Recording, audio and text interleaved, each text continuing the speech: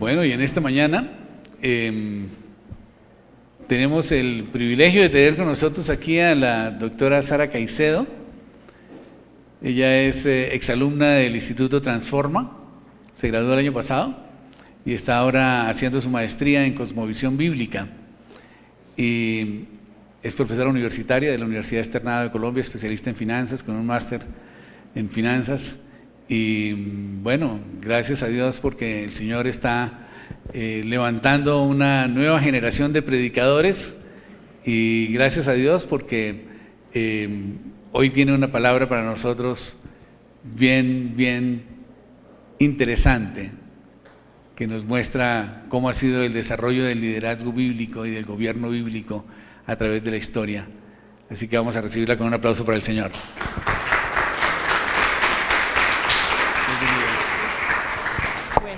Y de verdad muchas gracias, Pastor Mota, por la invitación.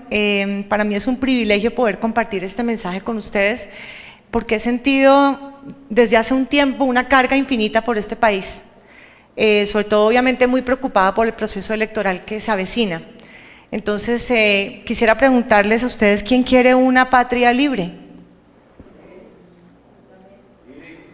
Libre. Queremos una patria libre, pero entonces para poder tener una patria libre tenemos necesariamente que pedirle ayuda ¿a quién? Al Señor de los cielos, que nos revele básicamente cómo podemos hacer para tener una patria libre. Entonces quisiera arrancar con una pequeña oración. Señor, te agradezco por el infinito privilegio de poder predicar tu palabra, Señor. Te pido que no sea yo la que hable, Señor, sino que sea tu Santo Espíritu, Señor. Por favor, úngeme con el don de la enseñanza el día de hoy. Señor, por favor, despierta propósitos en estos corazones, Señor, retira velos, Señor. Señor, te pedimos perdón por tantas cosas que hemos hecho y que hemos dejado hacer en este país, Señor. Te pido que seas tú estableciendo tu gobierno, Señor. Tú has dicho en tu palabra que si tu pueblo se humilla, Señor, y te pide perdón por sus pecados, Señor, tú nos verás desde los cielos, Señor, nos perdonarás y restaurarás nuestra tierra, Señor.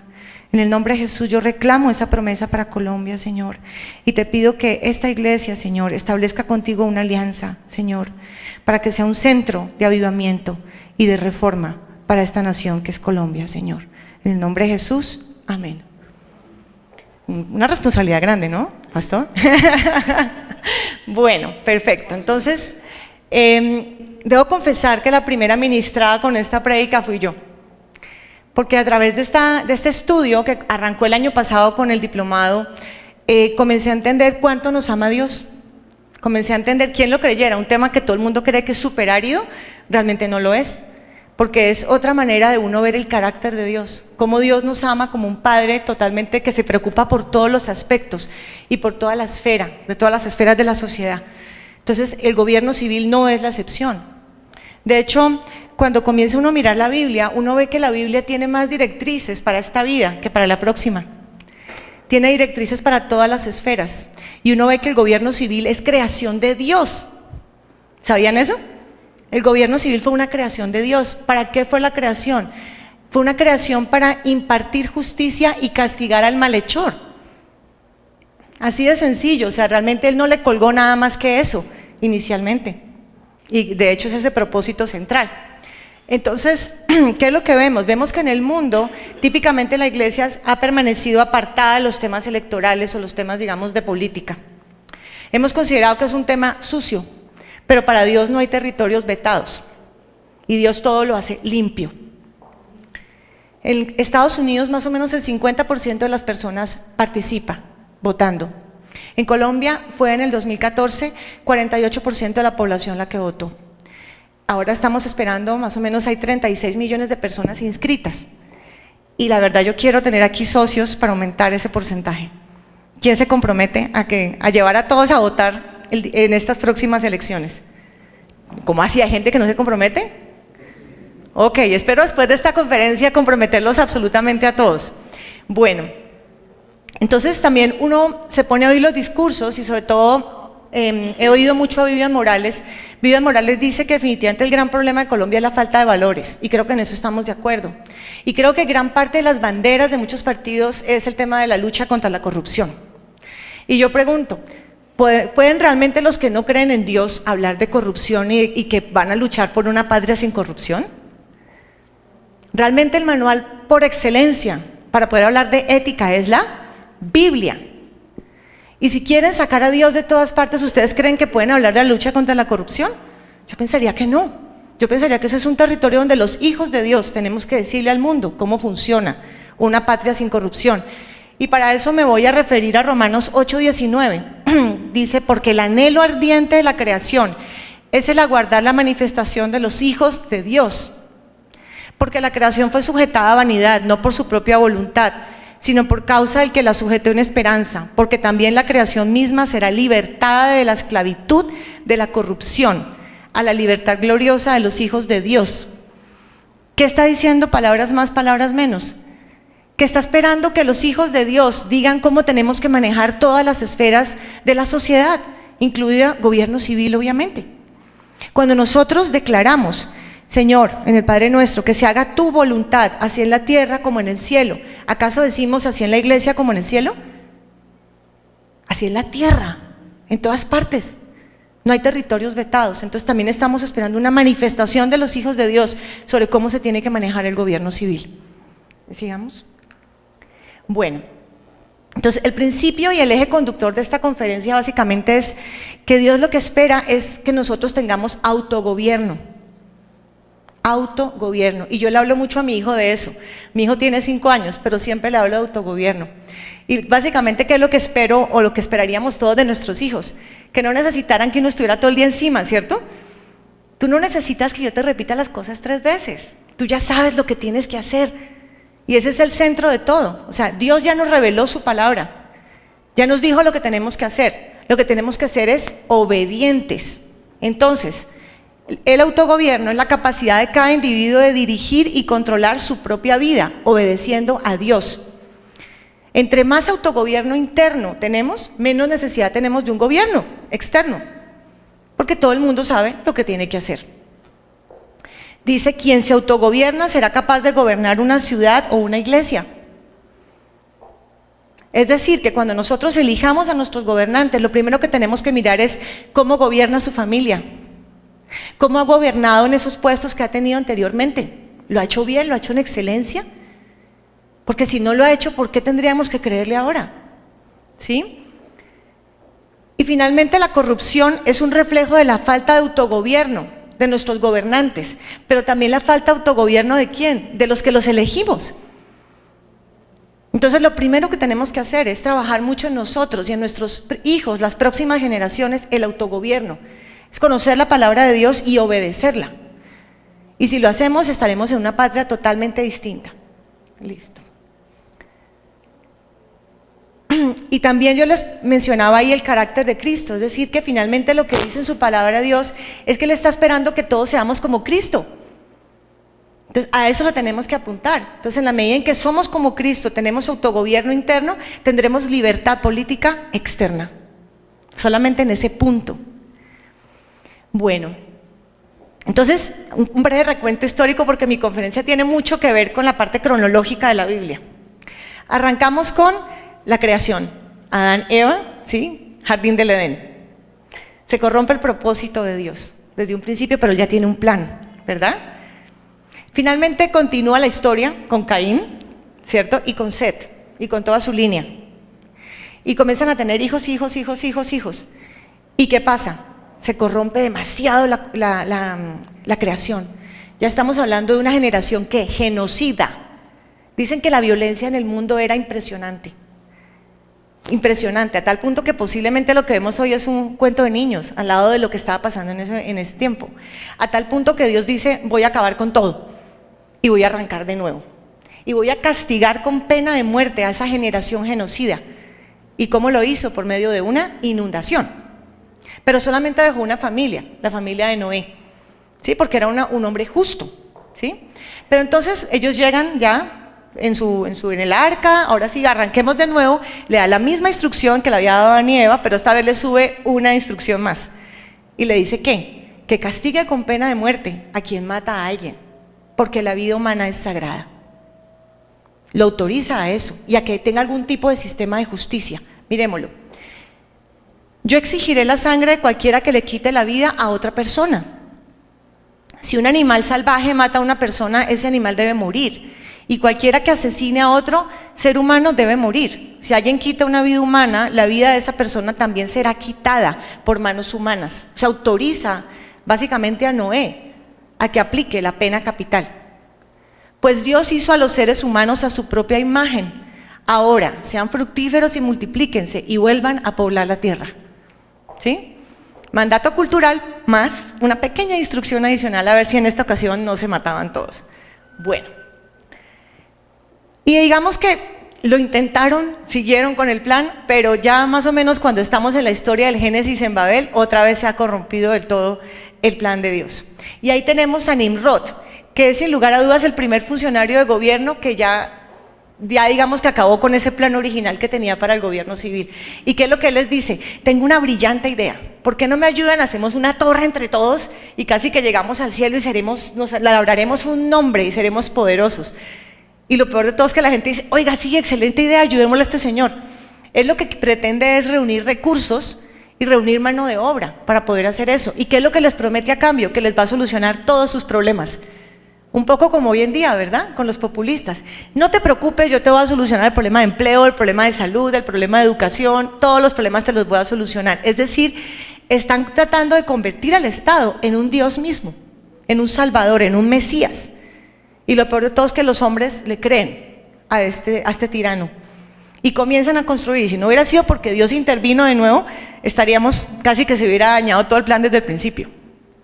Pero el Señor bajó para observar la ciudad y la torre que los hombres estaban construyendo, y se dijo, todos forman un solo pueblo y hablan un solo idioma.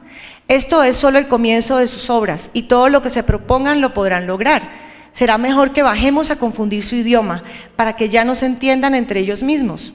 De esta manera, el Señor los dispersó desde allí por toda la tierra, y por lo tanto dejaron de construir la ciudad. Por eso a la ciudad se le llamó Babel, porque fue allí donde el Señor confundió el idioma de toda la gente de la tierra y de donde los dispersó por todo el mundo.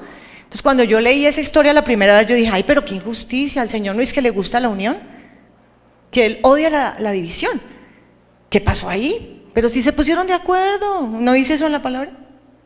Pero después es que uno entiende que Dios nos protegió de nuevo, porque Él sabía por dónde iba el agua al molino en el caso de Nimrod. Él los iba a esclavizar a todos después. Iba a ser un tirano. Y entonces fue cuando se le ocurrió esta estrategia de confundir los idiomas. Y realmente esto ha sido la única razón por la cual nosotros no tenemos un gran gobierno mundial. Por la diferencia de culturas y la diferencia de idiomas que tenemos. No han podido, entre comillas, ponerse de acuerdo. Sin embargo, pues hay grandes intentos que tiene la ONU con sus otras instancias para imponer a los gobiernos cosas que van en contra de su soberanía nacional. Pero realmente esto lo ha impedido. Bueno, continuamos con gobiernos paganos y siguen los gobiernos paganos por todas partes del mundo. Pero recuerden que Dios tiene un plan de salvación y de redención para toda la humanidad. Y en esta ocasión dice, ya sé, ahora voy a crear un pueblo diferente, un pueblo que tenga costumbres muy buenas y que todos los pueblos de la tierra finalmente lo observen y lo sigan. Y a partir de Abraham crea una gran nación, año 2000 antes de Cristo. Y él vuelve y aplica el modelo descentralizado de Noé, con una base familiar, lo retoma. Pero pasa el tiempo, según ustedes se acuerdan con la crónica. Entonces Abraham, Isaac, Jacob, sus 12 hijos, uno de ellos José, una historia fantástica, pero pues no nos podemos detener. Y José va a dar a Egipto, ¿se acuerdan? Y el Señor previendo que iba a haber una hambruna y que José les iba a ayudar a sus hermanos para que no se acabara el pueblo de Israel, en fin. Pero ¿qué sucede? Que ellos llegan a Egipto, pero ese faraón que conocía a José y el trabajo de José como gobernador, muere. Y a la gente se le va olvidando porque esos hebreos están viviendo entre ellos. Y finalmente, ¿qué? Los vuelven esclavos, 400 años. Y es ahí cuando ellos comienzan a clamar y a llorarle a su Dios y a decirle, Señor, por favor, envíanos un libertador, salgamos de aquí.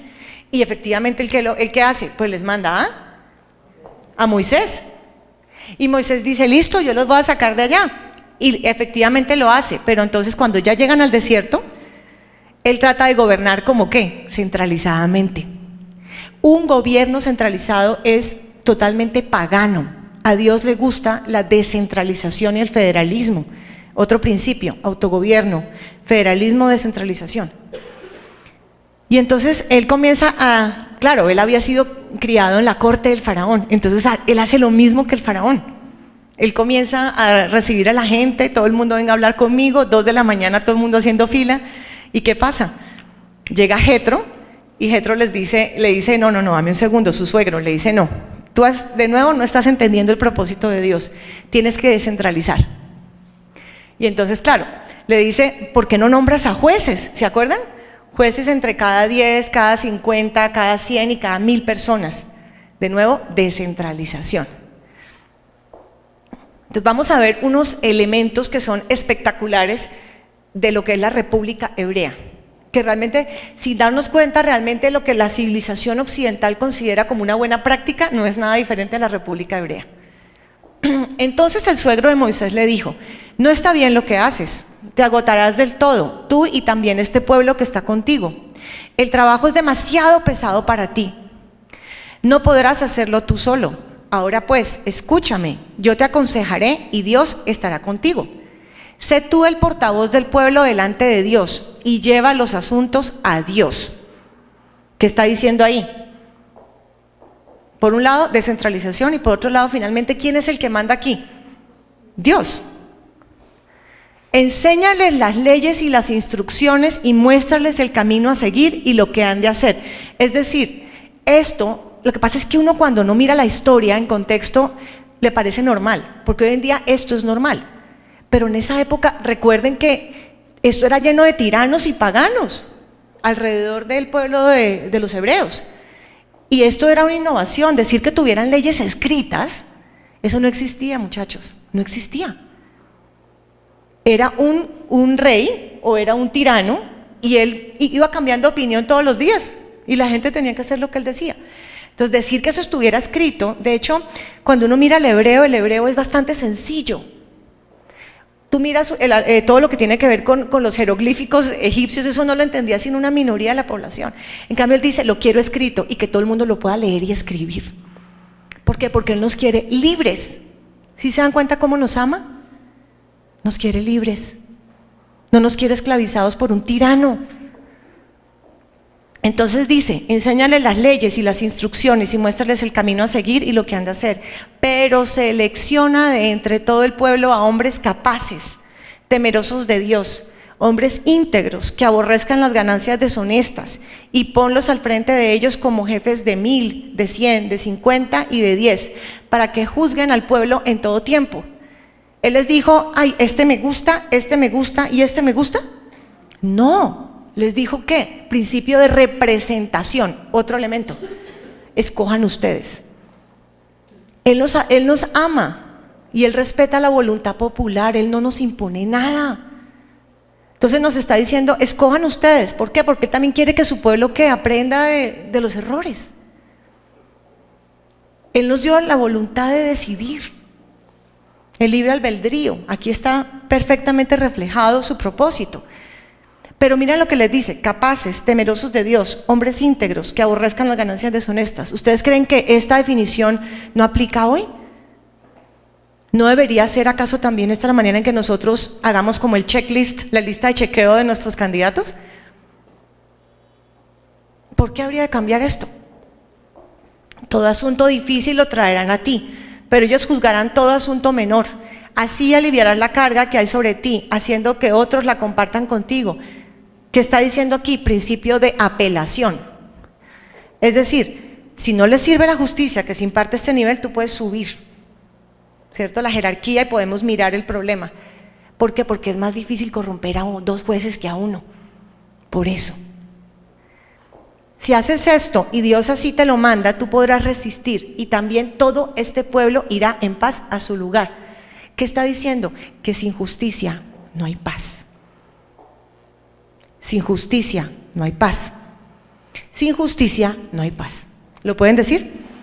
Sin justicia no hay paz. Eso es algo que tenemos que tener en cuenta para el tema de La Habana. Sin justicia no hay paz. Ahora miremos un poco más el tema de los jueces.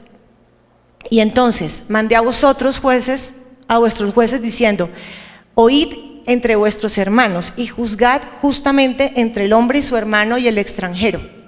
No hagáis distinción de persona en el juicio, así al pequeño como al grande oiréis, no tendréis temor de ninguno, porque el juicio es de Dios, y la causa que os fuere difícil la traeréis a mí y yo la oiré. ¿Qué está diciendo ahí? El juicio es de Dios. No tengan temor de aplicar la justicia. Y la gente aquí vive con miedo de aplicar la justicia.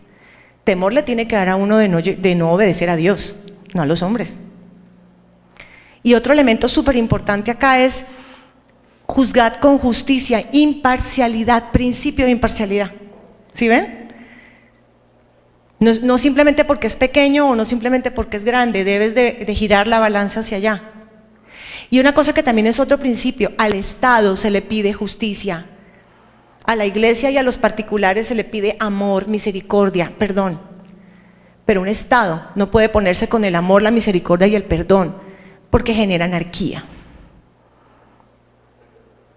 Los que tenemos que perdonar somos nosotros, las personas y la iglesia, pero el Estado no se puede poner a perdonar, porque al Estado se le pide justicia. ¿Sí ven? Ahí uno comienza a entender muchas cosas de lo que está pasando. Cuando nosotros hablamos del concepto de república, esto es muy importante. De hecho, Colombia es una república. Y a veces confundimos república con democracia. Lo que queremos decir es, cuando ustedes estudian los tipos de gobierno, ustedes ven por un lado la anarquía, por otro lado ven la tiranía, después ven la democracia. Y el nivel más alto es la república. ¿Qué quiere decir? Que necesariamente una república es democrática. Pero el elemento diferenciador es que tiene una ley que ningún gobernante puede violar, que es la Constitución. En el caso de la República Hebrea es que el libro del pacto. Colombia tiene la fortuna de tener una Constitución espectacular del 91, pero ningún gobernante en una república puede violar la Constitución. Ningún gobernante en una república puede violar la Constitución. No puede pasar por encima de eso.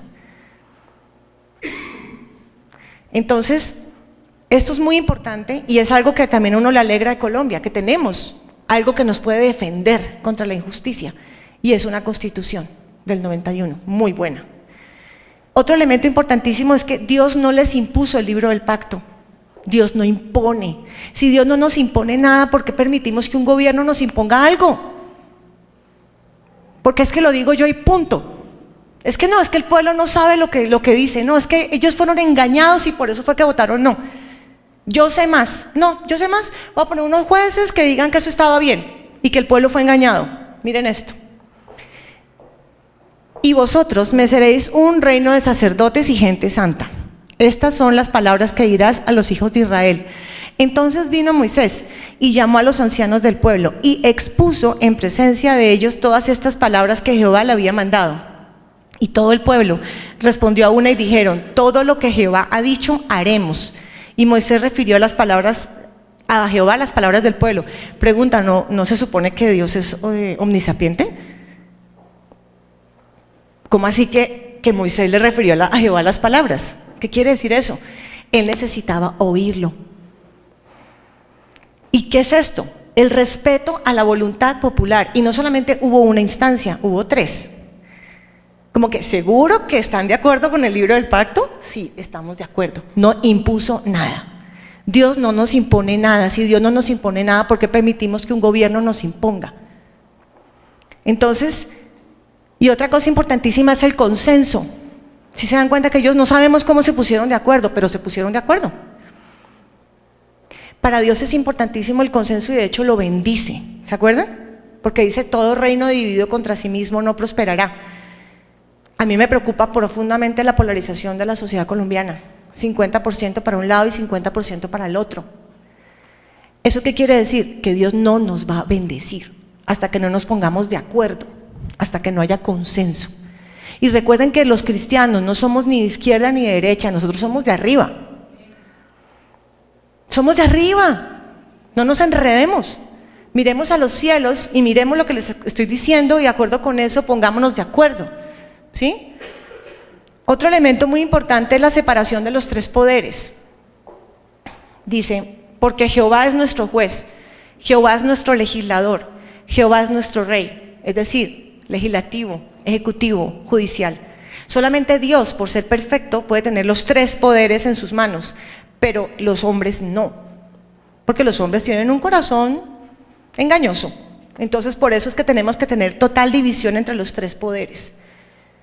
Sobre todo lo que es grave es que a veces tú ves que es como un tema ahí complicado, porque los unos eligen a quienes los pueden, a quienes finalmente tienen algún tipo de incidencia con ellos, son juez y parte. Esto es muy peligroso lo que está pasando. Bueno, finalmente, ¿qué sucede con la República Hebrea? Ese gran experimento de Dios fracasa. Fracasa porque los hombres, como siempre, corrompen su propósito. Después de un tiempo, si ustedes se acuerdan, ellos tienen los jueces durante 400 años, y al cabo de 400 años la cosa ya no estaba funcionando. Entonces ellos comienzan a mirar alrededor y ven que todos tienen un rey, y ellos dicen, yo también quiero tener un rey, ¿cierto? Y miren lo que pasó. Dice, entonces Samuel transmitió la advertencia del Señor al pueblo que pedía un rey. Esta es la manera en que un rey gobernará sobre ustedes. Es decir, Samuel les dice, mire que los muchachos quieren un rey. Y él dice, ¿pero cómo? ¿Un rey? No, pero no puede ser. Entonces Dios les dice, mándele a decir lo siguiente, a ver si todavía quieren un rey. Les voy a contar lo que les va a pasar. Dice, el rey reclutará en el ejército a los hijos de ustedes y les asignará los carros de guerra y a los conductores y los hará correr delante de sus carros. Algunos serán generales y capitanes del ejército, otros serán obligados a arar y a cosechar los cultivos del rey, y otros harán las armas y el equipo para su grano y los carros de guerra. El rey tomará las hijas de ustedes y las obligará a cocinar, a hornear y a hacer perfumes para él. Les quitará a ustedes lo mejor de sus campos, viñedos y huertos de olivos, y se los dará a sus oficiales. Cualquier parecido con la vida, con Venezuela. Tomará una 10ª parte de sus cosechas de uvas y la repartirá entre sus oficiales y miembros de la corte. Les quitará sus esclavos y esclavas y les exigirá lo mejor de sus ganados y burros para su propio uso, expropiación. Les exigirá la 10ª parte de sus rebaños y ustedes serán sus esclavos. Cuando llegue ese día suplicarán ser aliviados de este rey y que ahora piden, pero entonces el Señor no los ayudará. Sin embargo, el pueblo se negó a escuchar la advertencia de Samuel. Aún así, todavía queremos un rey. Y uno dice, ¿qué? ¿Cómo así que aún así? Y uno ve que es muy parecido a lo que está pasando hoy en día. Dicen, no, pero es que no podemos estar peor que ahora. ¿De verdad no podemos estar peor que ahora? Piénsenlo bien. Sí, podemos estar peor que ahora, ¿sí? Pero ellos creían que esa era la 8ª maravilla, un rey nos va a solucionar todos los problemas. Nuestro deseo es ser como las naciones que nos rodean, igualito.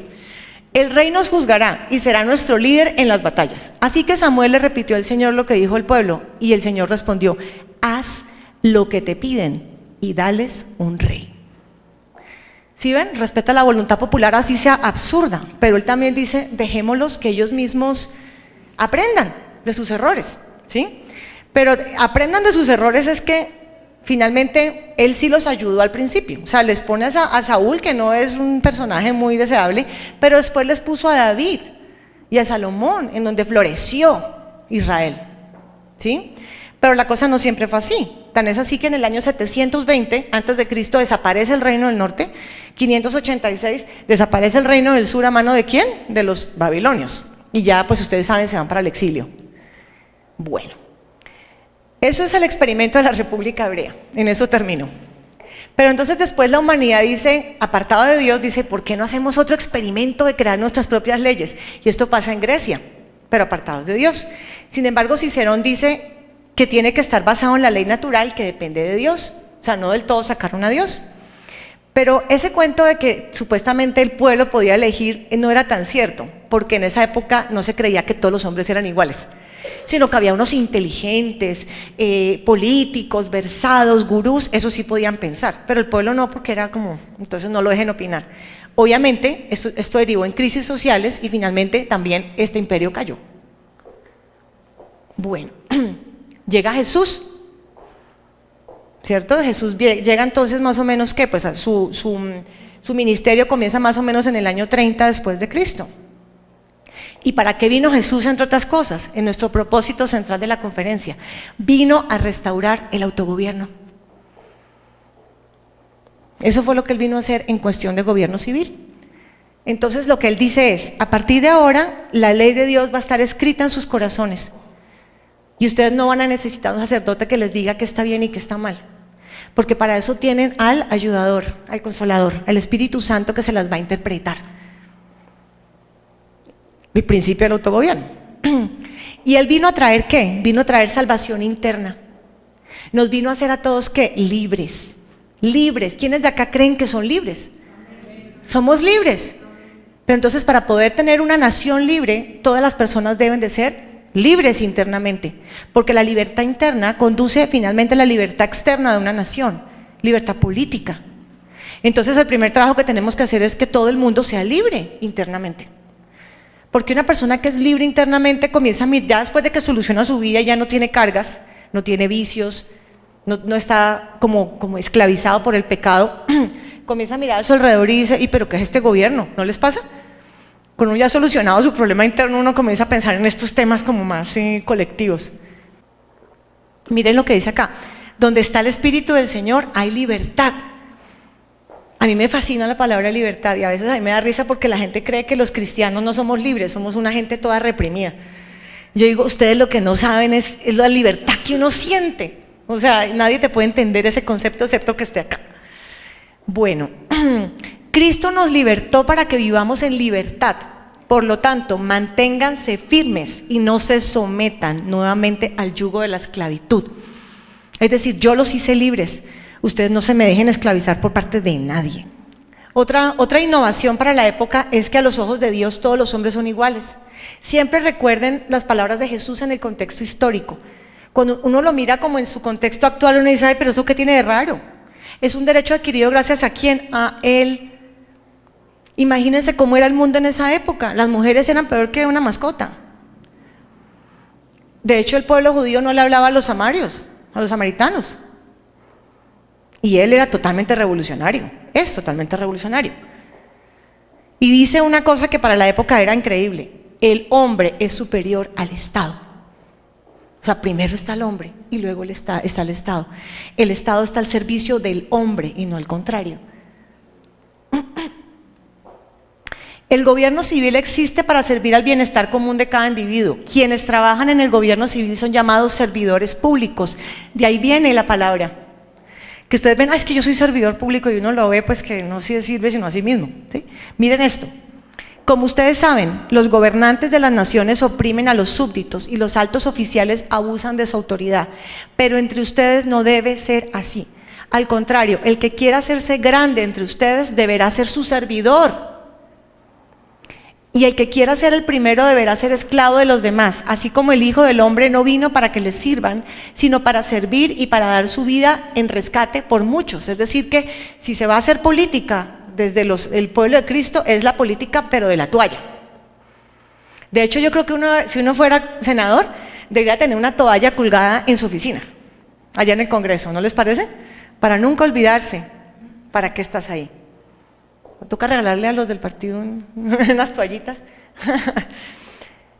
También dice Jesús que el gobierno civil debe ser limitado y separado de la iglesia. Limitado en su poder y separado de la iglesia. Entonces miremos el concepto. Entonces salieron los fariseos y tramaron cómo tenderle a Jesús una trampa con sus mismas palabras.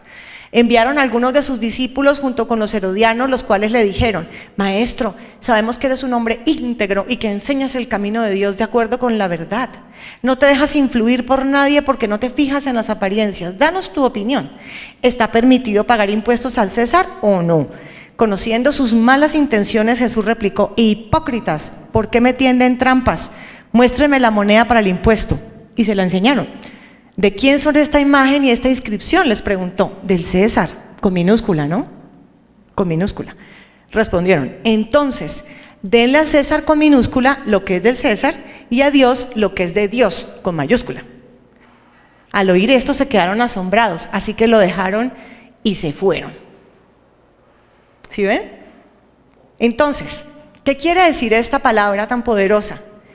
Que el Estado tiene unas responsabilidades que no son de la iglesia, como por ejemplo el uso de la espada para proteger a los ciudadanos y evidentemente acuñar la moneda. Pero que a Dios pertenece nuestra adoración, nuestros hijos, nuestra conciencia y nuestra vida. ¿Eso qué quiere decir? Que el Estado no puede decir que se puede matar a alguien. Es decir, el Estado no puede promover ningún tipo de política relacionada con el aborto, porque la vida es de Dios. Ni la eutanasia. Colombia es creo que el segundo país del mundo que permite la eutanasia de menores de edad. Colombia. Y la vida es de Dios. Tampoco el Estado puede opinar de la adoración, es decir, nos tenemos que parar en la raya si algún gobierno nos quiere quitar la libertad de culto o la libertad religiosa, como trató de hacerlo Evo Morales en Bolivia, porque eso no le corresponde. Nuestros hijos que nos vengan a imponer cartillas de educación sexual no es su ámbito de competencia, porque nuestros hijos son de nosotros y de Dios. Y nuestra conciencia, ¿cómo viene a hablar de conciencia? Finalmente la conciencia es parte del ámbito espiritual y Él no lo maneja. ¿Y esto qué quiere decir? Para mí esta imagen es espectacular, porque lo que quiere decir es que Dios no tiene ningún territorio vetado. Dios opina de la iglesia, del hogar y del Estado. Pero son hombres distintos los que están en cada uno de esos ámbitos. No es la misma gente la que está en la iglesia que la que está en el gobierno. Porque entonces sería una teocracia. Y aquí estamos hablando de una república. Una república. Entonces, en la república hay una ley. Y es una ley que finalmente está basada en una ley natural que es de Dios.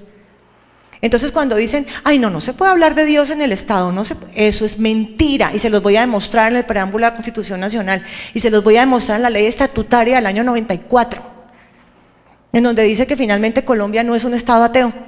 Entonces no se dejen meter las manos a la boca. La próxima vez que alguien les venga con ese cuento, se paran firmes y les recitan esto. Bueno, listo, qué pena, es que soy vehemente con el tema, pero es que yo veo que el cristiano se asusta muy fácil. Y nosotros tenemos la sartén por el mango. Lo que tenemos que hacer es tener claridad sobre nuestros derechos y la parte legal. Cristo nos enseñó a protestar contra acciones, digamos, y a establecer acciones legales en contra de un gobierno injusto. ¿Basado en qué? Obviamente en la ley. Para eso toca conocerse esa ley al derecho y al revés. Protestó contra Poncio Pilato y se negó a cooperar. Públicamente censuró a Herodes por sus amenazas de muerte. Instruyó a sus discípulos a protestar públicamente si les negaban su derecho de expresión religiosa. Miren lo que dice aquí. Mas en cualquier ciudad donde entréis y no os reciban, saliendo por sus calles, decid, aún el polvo de vuestra ciudad, que se ha pegado a nuestros pies, lo sacudimos contra vosotros. Pero esto sabed que el reino de Dios se ha acercado a vosotros, y os digo que en aquel día será más tolerable el castigo para Sodoma que para aquella ciudad. Esto quiere decir boicotear, o sea, quitarse el polvo de las sandalias es boicotear. Pablo y Bernabé hicieron esto, y de hecho esto inspiró a muchos gobiernos y a muchos líderes. Inspiró a los protestantes en 1500 a protestar en contra de lo que estaba haciendo la iglesia de Roma. Martin Luther King en Estados Unidos, con los derechos de los negros. Él básicamente se basó en esta palabra. Y Gandhi, a pesar de que no era cristiano, se inspiró en las enseñanzas de Jesús. Entonces protestar es una idea cristiana. Acostumbrémonos, saquemos la ollita, saquemos la bandera, vamos acostumbrándonos. Bueno, y esta frasecilla, ¿no?, que ya la conocen, los cristianos debemos ser mansos pero no mensos, ¿no? Bueno, y miren esto, no solamente es protestar, sino también nos invita a que nos involucremos en la política. Esto pasó en Corinto. En Corinto había elecciones populares, entonces dijeron, no, pues aprovechemos esto.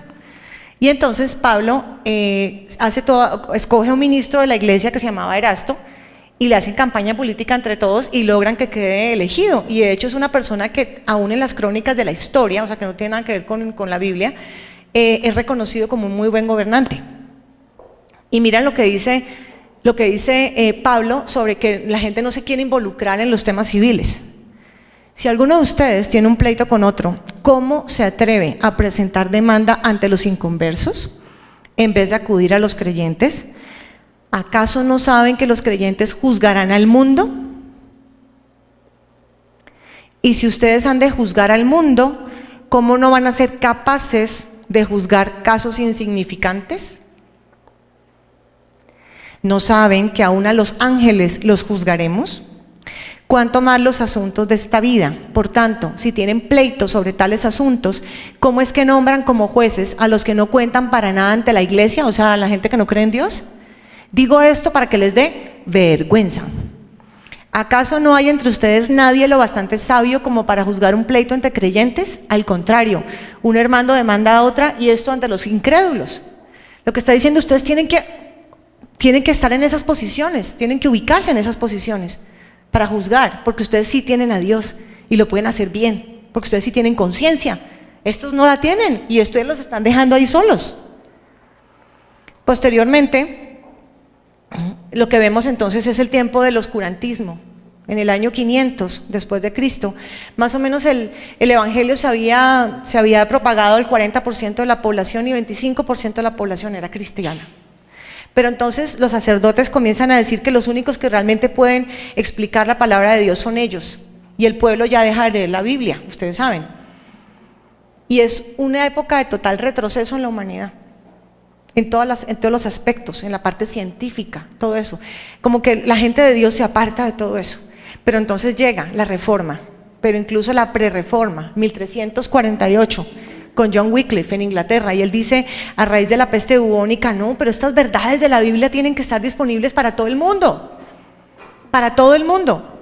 Y entonces comienza toda esta reforma, ustedes saben, Martín Lutero, Juan Calvino llega mucho más allá. Juan Calvino es el precursor de lo que son los asuntos de gobierno, y él comienza a mandar en Ginebra, ayuda a hacer todo lo que es las políticas públicas para cárceles, educación, salud física, seguridad de los ciudadanos, requisitos de salubridad. Es decir, él se involucra directamente en gobierno civil y aplica lo que les acabo de decir. Y nadie puede negar que Suiza es un país distinto. De hecho, cuando ustedes ven en Transparencia Internacional, ustedes ven en qué lugar está Colombia, en el puesto 90. Y los países menos corruptos del mundo, adivinen qué, son protestantes. Dinamarca, Finlandia, Suecia, Suiza, todos herencia protestante. Suiza está más o menos en el puesto 4 o 5, no me acuerdo. O sea, esto funciona. 1800 en adelante estamos hablando de un humanismo y un hiperindividualismo y una pérdida de la conciencia. ¿Por qué? Porque recuerden que la conciencia está amarrada al espíritu. Entonces, si la gente se aparta de Dios, porque es que ustedes se acuerdan del pecado original, la desobediencia, sí, pero también, ¿qué árbol fue el que comieron? El de la ciencia del bien y del mal.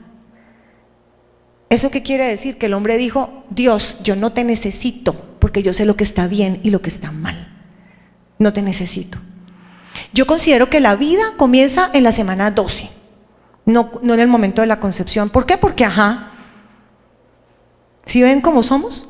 ¿Y si ven por qué estamos como estamos? Porque nosotros queremos tener una opinión de las cosas sin tener en cuenta a Dios.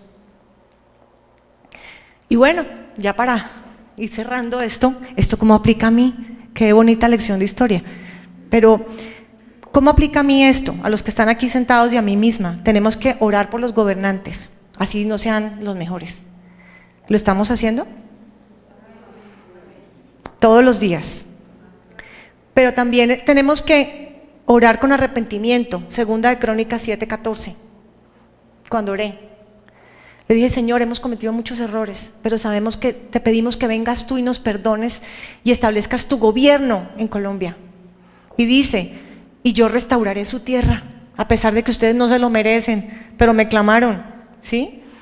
Tenemos que estar informados e involucrados en todos los procesos de elección popular. Tenemos que votar, pero también hasta hoy hay plazo para inscribirse como jurado y también como las personas que se encargan de velar por todo el procedimiento, porque es grave que en el momento del conteo se pierda el voto. Entonces tenemos que tener veedores. Tenemos que elegir personas sabias, entendidas, expertas, con temor de Dios, verdaderos servidores públicos. Mi pregunta es, ¿ya todos saben por quién van a votar para Congreso, Cámara y Senado? ¿Ya tienen todo eso resuelto, presidente? Bueno, y tienen que ser capaces de pasarlo por este filtro. Sabias, entendidas, expertas, temor de Dios, verdadero servidor público. Lo tienen que pasar por ese filtro. También tenemos que seguir haciendo la obra de que todas las personas sean salvas. Tenemos que seguir compartiendo el evangelio, porque si tenemos personas libres, tendremos naciones libres. No ocurre al contrario. No es que tenemos una nación libre y entonces la nación libre hace que todos sean libres a nivel individual. Los procesos con Dios son desde el interior. Protestar contra el abuso del poder y la violación de la Constitución Nacional. O sea, no podemos permitir que nos pongan retazos sobre la Constitución Nacional, que eso no fue refrendado por el pueblo. Ojalá escojamos una persona que tenga la capacidad de ser un duro en constitucional y que desmonte lo que están haciendo ahora. Tenemos que enseñarle estos principios a nuestros hijos y si somos profesores, a nuestros alumnos. Ellos tienen que venir con este chip para que podamos tener un cambio de país y una nación reformada a 40 años. Recuerden que el plan es a 40 años, eso no lo vamos a ver ahorita. Tenemos que, realmente la gente piensa en gobiernos populistas, ¿por qué? Porque están en un gobierno autoritario, un gobierno donde hay mucha injusticia y mucha corrupción. Por eso creen que lo mejor es conseguirse un rey como el de la historia de Samuel. Y yo les digo, también la iglesia y los particulares tenemos que ponernos la mano en el corazón y mirar qué podemos hacer como sociedad para poder tener más generosidad con el necesitado. Y obviamente sanción social con los corruptos. Si conocemos a alguien o tenemos a alguien en nuestro círculo social que es corrupto, me hacen el favor y le hacen el boicot. No le aceptan sus invitaciones con dineros de la plata del pueblo, su riqueza mala vida. Eso tenemos que comenzar a hacerlo incómodo, porque si no, ¿cómo vamos a tener un país en donde no haya corrupción? Eso a punta de leyes no funciona, es a punta de sanción social. Les quiero mostrar algo. Colombia tiene su preámbulo que además quieren cambiar, ¿no? Ciertas personas quieren hacer una constituyente tan pronto llegan al poder. ¿Por qué? Porque es que les está como rascando mucho el nombre de Dios en la Constitución. Es lo primero que quieren hacer. En ejercicio de su poder soberano, representado por sus delegatarios a la Asamblea Nacional Constituyente, invocando la protección de Dios. Eso está en el preámbulo de la Constitución del 91. Invocando la protección. Dios está ahí. Entonces no permitamos que lo saquen. Otra cosa. Bueno, y quiero que miren esta. La Ley Estatutaria de Libertad Religiosa y de Culto 133 del año 94. Esto fue lo que reglamentó la parte de libertad religiosa. Dice, consagra que ninguna iglesia o confesión religiosa será oficial o estatal, pero también que el Estado no es ateo. Lo voy a repetir, el Estado no es ateo. O sea que ustedes sí pueden hablar de Dios en el gobierno civil. Está escrito. Agnóstico o indiferente ante los sentimientos religiosos de los colombianos. El poder público protegerá a las personas en sus creencias, así como a las iglesias y confesiones religiosas, y facilitará la participación de estas y aquellas en la consecución del bien común. Entonces no se dejen acorralar. Cuando, no, es que no se puede hablar de los de Dios. ¿Quién dijo? Colombia es una república, derecho adquirido que ya tenemos. Miren esto, el nombre Colombia fue puesto en 1819 en honor a la tierra de Cristóbal Colón. ¿Y quién es Cristóbal? En griego, Cristóbal es el portador de Cristo, el que lleva a Cristo. Tenemos un nombre poderoso. Colombia es una tierra privilegiada. Colombia va a ser una nación importantísima en el final de los tiempos. Los colombianos muy posiblemente somos los que vamos a llevar el evangelio al mundo. Y eso es profético. O sea que los colombianos somos los que llevamos a Cristo. Somos los portadores de Cristo. Imagínense, tenemos un nombre poderosísimo. Entonces, para que lo tengan en cuenta, y miren el himno es profético, yo imagino que muchos lo sabían. Escrito por Rafael Núñez, un lector de la Biblia, impresionante. Miren esto, oh gloria inmarcesible. Gloria inmarcesible, ¿esa cuál es? La de Dios. Júbilo inmortal, ¿quién es el único inmortal? En surcos de dolores, el bien germina ya, hay esperanza. Cesó la horrible noche, cesó esta horrible época que estamos viviendo. La libertad sublime, ¿quién es el único que nos da la libertad sublime? Derrama las auroras de su invencible luz, ¿quién es la luz del mundo? Jesús. La humanidad entera, o sea, no solamente nosotros, la humanidad entera, que entre cadenas gime, o sea, que está esclava, que no es libre. comprende las palabras del que murió en la cruz. Hasta donde yo tengo entendido, el único ha sido Jesús. El único que murió en la cruz realmente por nuestros pecados. Entonces el himno de Colombia es profético. Nunca lo vuelvan a cantar como en automático. Cántenlo como quien está declarando. Y los voy a invitar a que cantemos ya.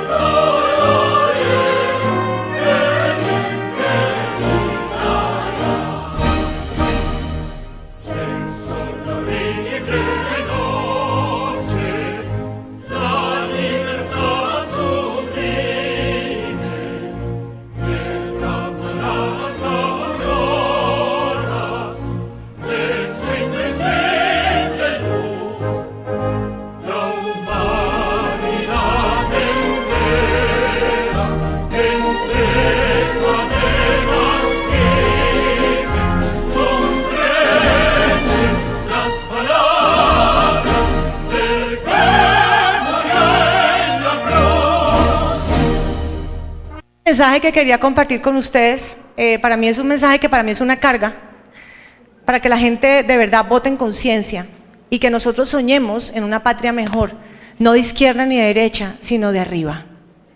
Entonces, ¿quién se compromete a la transformación de este país y a la reforma? Porque tenemos que hacer una reforma, pero para eso también tiene que haber un avivamiento que yo siento que ya existe. Entonces lo que sigue ahora es la reforma. Entonces, ¿quiénes se comprometen aquí a propagar este mensaje? Yo les comparto la presentación y a contárselo a sus familias, a sus hijos, y que soñemos con una patria distinta, una patria como fue diseñada por los padres de la patria. ¿Ok? Bueno, entonces, ¿quién se compromete? Ok, entonces el pastor les comparte la presentación para que por favor sean multiplicadores, porque yo no me puedo ir para todos lados, pero ustedes sí. Bueno, gracias.